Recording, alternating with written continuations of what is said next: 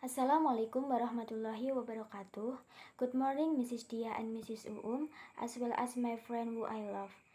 In this presentation, I will present the analysis of short story, Struggle That Do Not Need to Be Told, by Guvita Siti Amalia, with an objective and pragmatic approach. Previously, my name is Siti Rahmatunisa, 21014200060, from the Indonesian Language and Literature Education Program, majoring in Language and Literature, Language and Arts Faculty, Semarang State University.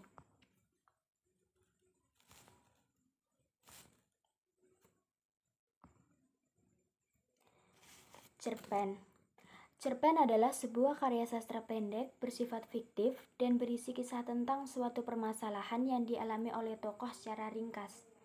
Pada umumnya, cerpen mengisahkan satu permasalahan yang sedang dialami tokoh.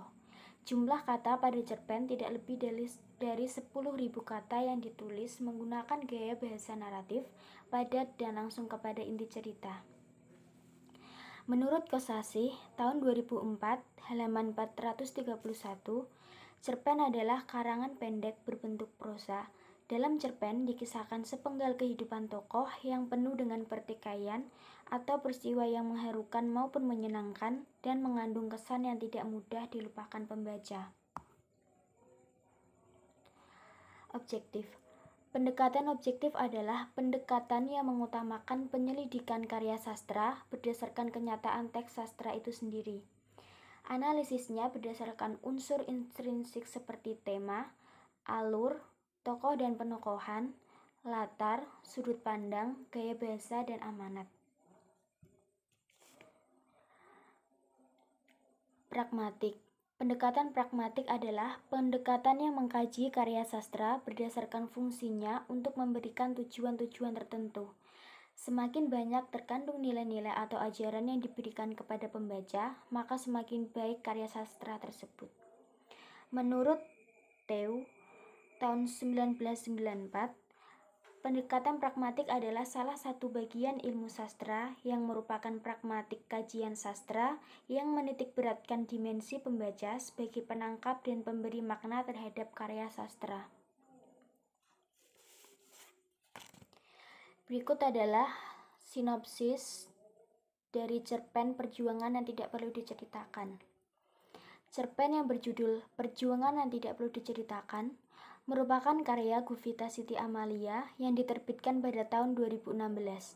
Cerpen ini menceritakan tentang perjuangan mencapai impian dan persahabatan. Diceritakan terdapat dua sahabat yang saling menyayangi, setia, dan saling mendukung hingga akhir hayatnya. Guvita sebagai tokoh utama di dalam cerpen ini dan Lira sebagai sahabat terbaiknya. Dikisahkan di dalam cerpen ini bahwa Guvita adalah seorang siswi yang selalu mengikuti perlombaan atletik. Saat ia mengikuti perlombaan atletik di Bandung, ia gagal menjadi pemenang dan mendapat medali emas. Hal itulah yang membuatnya kecewa dan selalu menangisi kegagalannya. Dari sana ia berpikir bahwa ia hanyalah manusia bodoh yang tidak pernah merasakan kebahagiaan. Lira sebagai sahabat terbaik yang dimiliki Guvita selalu menjadi pendengar yang baik untuk semua keluh kesah tentang kegagalan sahabatnya. Lira selalu memberikan motivasi dan dukungan kepada Guvita agar tidak menyerah dengan kegagalannya kemarin di pertandingan atletik. Guvita adalah sosok yang sangat terbuka jika dibandingkan dengan Lira sahabatnya. Bahkan saat kematiannya Lira, Guvita baru mengetahui fakta jika sahabatnya itu meninggal karena penyakit ganas yang dideritanya selama ini, tanpa pernah menceritakan kepada Guvita. Tepat di hari kematiannya Lira, Guvita memenangkan perlombaan atletik di Stadion Pajajaran Bandung dan mendapatkan medali emas yang selama ini ia impikan. Analisis pendekatan objektif.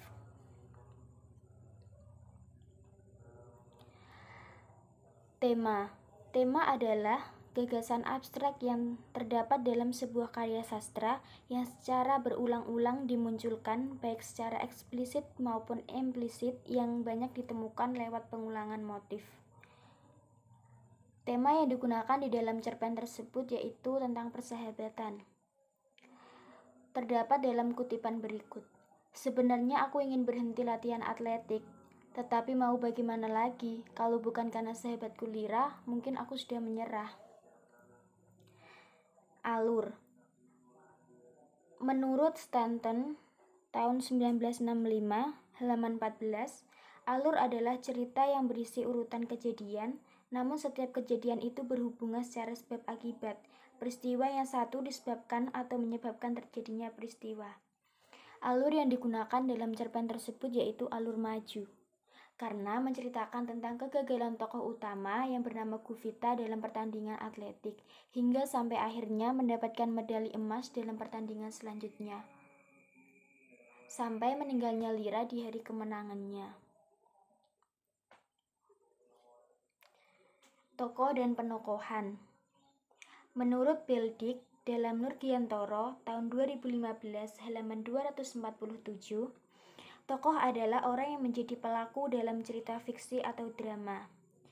Sedangkan penokohan adalah penghadiran tokoh dalam cerita fiksi atau drama dengan cara langsung atau tidak langsung dan mengundang pembaca untuk menafsirkan kualitas dirinya lewat kata dan tindakannya. Dalam cerpen tersebut terdapat 4 tokoh yaitu Guvita, Lira, Dara, dan Niken. Guvita adalah seseorang yang mudah merasa bahwa dirinya selalu gagal dan mudah menangis, merasa dirinya bodoh dan tak pernah bahagia. Sosok yang terbuka, seseorang yang mudah menerima masukan dari sahabatnya, terkadang mudah mengeluh dengan keadaan, optimis dan semangat dengan impiannya, dan sosok yang menyayangi sahabatnya. Terdapat kutipan yang menyatakan bahwa Guvita adalah seseorang yang merasa kalau dirinya bodoh dan tidak pernah merasakan kebahagiaan, yaitu sebagai berikut. Dari sana aku berpikir bahwa aku hanyalah manusia bodoh yang tidak pernah merasakan kegembiraan. Mungkin ada kalanya manusia itu sampai di satu titik di mana dia harus diam, pasrah, ikhlas, dan tidak memikirkannya lagi. Kemudian tokoh Lira. Lira adalah seorang pendengar yang baik, pandai memberikan motivasi, sosok yang setia dan sayang dengan sahabatnya, serta seseorang yang tertutup tentang masalah pribadinya. Terdapat salah satu kutipan yang menjelaskan tentang bahwa Lira adalah seseorang yang pandai memberikan motivasi dan selalu mendukung sahabatnya, yaitu sebagai berikut. Baguslah, sekarang kamu dengar bahwa keberhasilan adalah di saat kita tidak membuang-buang waktu dan mulai mengerjakan sesuatu itu dengan ikhlas. Dan ketika kamu harus menjadi robot, jadikanlah dirimu mesin yang canggih. Basahi gear dengan keringatmu, kamu terhebat, Guf. Tokoh selanjutnya yaitu Dara. Dara adalah seseorang yang hebat karena memenangkan pertandingan atletik dan mendapatkan medali emas, yang terdapat dalam kutipan berikut. Aku melihat temanku Dara yang mendapatkan medali emas di pertandingan atletik kemarin. Tokoh yang terakhir yaitu Niken. Niken adalah teman yang baik karena dia yang memberitahukan kepada Gustiva tentang kematian Lira dan mengantar ke pemakaman. Dalam kutipan berikut. Tetapi di dalam kelas aku tidak melihat Lira. Aku hanya melihat Niken yang sedang meneteskan air mata sambil menatapku sayu.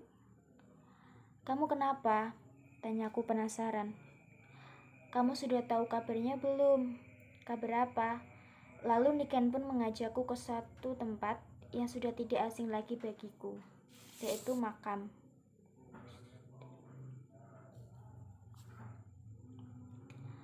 Latar atau setting. Menurut Abrams, dalam Nurgiantoro tahun 2015 halaman 302, latar adalah landasan tumpu, menunjuk pada pengertian tempat, hubungan waktu sejarah, dan lingkungan sosial tempat terjadinya peristiwa-peristiwa yang diceritakan. Dalam cerpen tersebut, terdapat 3 latar, yaitu latar waktu, latar suasana, dan latar tempat. Latar waktu yang digunakan dalam cerpen tersebut yaitu hari ini, sore hari dan kemarin, hari Minggu, malam hari, esok hari, dan setiap hari. Terdapat contoh kutipan yang menyatakan latar waktu pada malam hari, yaitu sebagai berikut. Malam hari aku menghubunginya lewat telepon, namun terdengar suaranya sangat berat sekali. Kemudian ada latar suasana. Latar suasana yang digunakan dalam cerpen tersebut yaitu perasaan kecewa dan bodoh, sedih dan takut, bahagia, jenuh, dan grogi. Terdapat kutipan yang menyatakan bahwa latar suasana pada cerpen tersebut yaitu tentang kegembiraan. Ada kabar gembira, Ra. Sore tadi kata pelatihku, minggu depan ada pertandingan atletik di Bandung dan aku akan mengikutinya. Dan yang terakhir yaitu latar tempat. Latar tempat yang digunakan dalam cerpen tersebut yaitu di Bandung, kelas, kantin, sekolah, lapangan, dan makam. Terdapat contoh kutipan yang menyatakan latar tempat di kelas, yaitu sebagai berikut. Aku dan Lira pun mulai masuk ke dalam kelas dan belajar seperti biasanya. Sudut pandang. Sudut pandang yang digunakan di dalam cerpen Perjuangan yang Tidak Perlu Diceritakan, yaitu menggunakan sudut pandang persona pertama, dengan ciri-ciri menggunakan kata aku. Terdapat dalam kutipan berikut. Aku tidak peduli walaupun sekarang harus menyakitkan. Yang terpenting nanti aku harus berhasil dan aku pun belajar menikmati proses. Selanjutnya ada gaya bahasa. Gaya bahasa yang digunakan di dalam cerpen Perjuangan yang Tidak Perlu Diceritakan, yaitu penulis menggunakan gaya bahasa sehari-hari sehingga mudah dipahami, tidak menggunakan perumpamaan atau majas dalam menulis ceritanya. Dan yang terakhir yaitu amanat. Amanat dalam cerpen tersebut yaitu saat kita baru mengalami 1 atau 2 kali kegagalan, kita tidak boleh langsung menyerah dan menyalahkan keadaan, karena kita tidak akan tahu bagaimana rencana Tuhan untuk kesuksesan kita di masa depan. Selanjutnya ada analisis pendekatan pragmatik. Nilai moral yang hendak disampaikan kepada pembaca yaitu saat kita mengalami kegagalan dalam hidup, kita tidak boleh langsung menyerah dan berpikir menjadi manusia yang bodoh dan tidak merasakan kegembiraan dalam hidup. Kecewa dalam kegagalan adalah sifat manusiawi, tetapi bangkit dari kegagalan dan keterpurukan dalam hidup adalah kewajiban kita sebagai manusia. Kesuksesan dan keberhasilan aku menghampiri seseorang yang berusaha dengan sungguh-sungguh, serta dalam persahabatan atau pertemanan kita harus saling menyayangi, mendukung, dan menjadi pendengar yang baik tanpa menghakimi.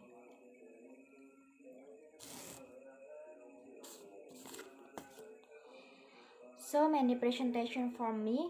Apologize if there are still many mistakes. Thank you. Wassalamualaikum warahmatullahi wabarakatuh.